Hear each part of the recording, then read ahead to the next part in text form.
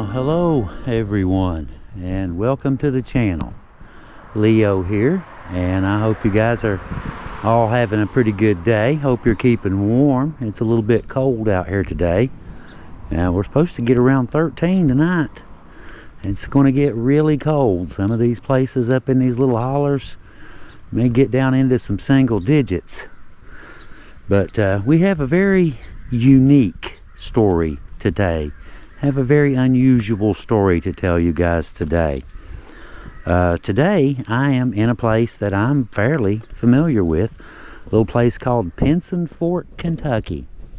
Now I was going to stop down at the post office and tell you guys this story in front of the Pinson, Kentucky sign, but they're a little bit busy. It's a little bit noisy, so I guess the Pinson Fork Church of God and the Pinson Fork, well, the Runyon Branch grade school at Pinson, Kentucky will have to do. It's a little bit quieter up here, not as many cars in and out, you know what I mean? A little bit quieter, better spot to tell you a story.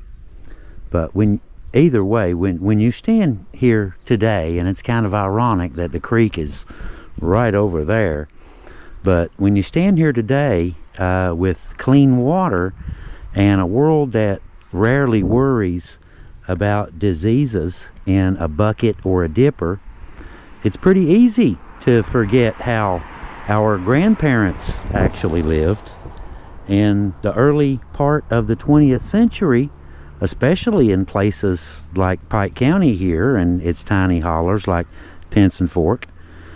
Disease could sweep through a community like a flood. A whole valley could get sick from one cup of water. Now we stumbled onto this story because of an old newspaper article from 1931. It was just a little clipping tucked away in an archive. But we thought it was a very interesting story and almost unbelievable. You know, just how much danger people lived around without even realizing it. That 1931 article laid out what happened right here. A report from the Pike County Health Department showed 45 cases of typhoid fever. 45 human beings, all traced back to one single well here in Pinson Fork. The well belonged to Mrs. Catherine Williamson on Pinson Fork here on Pond Creek Road. People carried water from her well for their homes. Other people visited her house and took a drink and went on their way, never knowing that bacteria were already spreading throughout their bloodstream. Men working on a gas pipeline nearby drank water that had been hauled to them from that very same well. Out of 45 cases, about 10 were from outside Pike County who just happened to pass through and take one drink. Every case was investigated. Clayton F. Mayo sat with each family asking questions, trying to find the carrier. They checked and rechecked because back then you had to trace a disease by hand, by memory, by who visited who and who dipped a bucket into which well. And it all came back to that one water source. One well had become contaminated with typhoid. A second well here on Pinson Fork, owned by T.B. Bevins, tested positive for typhoid bacteria too. And both wells were condemned right there on the spot. That was the only way to stop the spread. When a well was poisoned back then, it was very much like losing a lifeline. Water wasn't just something you turned on at the faucet. It came out of the ground, and you hoped that it stayed clean. Unfortunately, most of the time it didn't. typhoid fever is brutal. It starts like the flu, with fever, chills, stomach pain, but then settles into the intestines and the bloodstream. People become weak, sometimes delirious, sometimes too sick to even stand. Without modern antibiotics, the infection can make holes in the intestines, causing internal bleeding, shock, and death. In the early 1900s, typhoid killed 1 out of every 10 people who caught it, a 10% mortality rate. But COVID's death rate was less than 3% worldwide. And that's a worldwide average, not, some countries are more, some are less. But either way, children died, young mothers, old miners, anyone who drank from the wrong bucket or dipper. Even those who survived carried the memory of it for the rest of their lives. It happened because people lived close to the ground. Wells were sometimes dug too near outhouses. Animals wandered up to water sources. Heavy rains washed surface contamination into underground springs. And that was something that Heather and I even were talking about how wells have the little round stone masonry around them with the little roof, and how all wells seem to be built the same way. We thought that was a little bit strange, but reading this story and learning about this, you kind of get it now, don't you? Why they were all built that way. One sick person, though, just one sick person upstream could infect every family downstream. There was no chlorine, no filtration, no health inspectors. The only protection that people had was blind luck. But luck didn't always hold, and it don't now either, does it? But after this outbreak broke loose, Dr. J.J.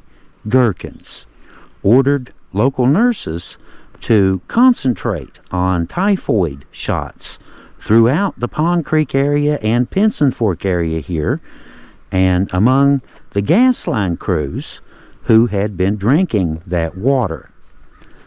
They did what they could, but for the families that live here, the damage was already done. 45 people were sickened with typhoid fever because of one well. Now, while researching this outbreak, we also located Catherine Williamson's death certificate, a handwritten record that closes the loop on her part of this story. Catherine Williamson died on February 18th in 1942 at the age of 75. The certificate lists her cause of death as myocarditis and was married to a man named York Williamson, as shown on the original record despite the heavy, difficult handwriting. Her place of burial is recorded simply as Canada, Kentucky. No grave photos exist. No Find a Grave memorial appears to have ever been created. There are no marked graves listed, only death certificates. York Williamson's own death certificate adds one more detail. He died on March 20th in 1924 in Pike County, Kentucky at the age of 46.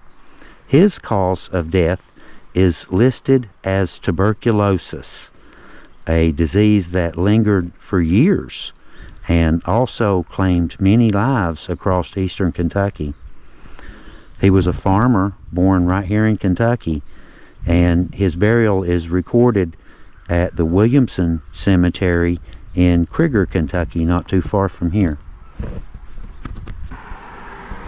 Now, the Williamson Cemetery is located near the Canada, Kentucky area, not too far from here. And to be honest, we suspect that both York and Catherine are buried at the same location, despite the absence of headstones or listed graves. Like Catherine's, no photographed headstone survives. Their lives, their deaths, now exist only on paper, their final resting places fading back into the hills, just as the well on Pinson Fork faded back into memory. Today, it's almost impossible for a community to face that sort of danger again. Our water's tested, treated, and monitored every single day. Most people don't even think about it. They don't give it any thought at all. They turn on a faucet, fill a glass, and don't even think about dying from it. We don't haul buckets from springs. We don't share dippers. We don't rely on the luck of a hillside well. And because of that, most folks have forgotten what it was like to live in a world where a simple drink of water could take your life. But when you hear stories like this, stories that happen right here in eastern Kentucky, you remember that these people in question, the people that we're talking about, they paid for our modern comforts with their lives. The people who drank from the Williamson well or the Bevins well never imagined that they were taking a risk and gambling with their lives. They were just trying to get through another day, and they were thirsty. And now, almost a century later, this outbreak barely survives in memory, except for that one tiny little article from 1931. 45 people became part of a story that most of the world never even knew happened, but it did. And standing here today, telling this story again, we give it back the weight that it deserves. A lost page from history, put back in its rightful place, and a reminder of just how fragile life used to be and how much we take for granted today every time we pour a glass of water. Now that is a very interesting and very unusual story, did I not tell you? And could you imagine, lots of people have wells and things like that. They have wells and cisterns, and they can become infected too, you know. Anyway, guys, thank y'all for coming out with me today on this, we'll go with beautiful day. It's pretty out here. I think it's pretty.